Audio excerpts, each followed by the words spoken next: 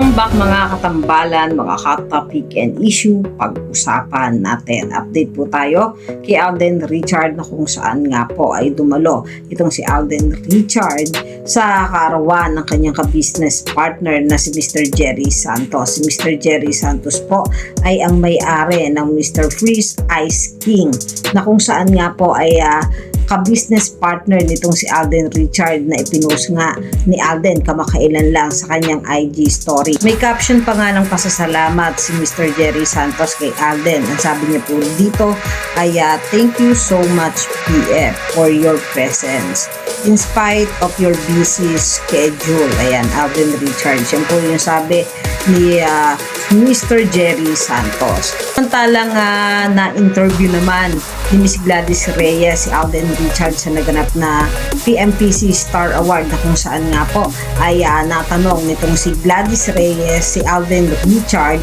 about sa next project nito at doon sa mga message niya and surprise to all loyal supporter. Yan nga sinagot ni Alden Richard yung ilang mga katanungan dito ni Gladys Reyes at yung katatapos lang na Pulang Araw na series ni Alden. Ayan, na-interview ni Gladys Reyes itong si Alden Richard sa naganap na PMPC Star Award na in-upload din ni Gladys sa kanyang YouTube channel.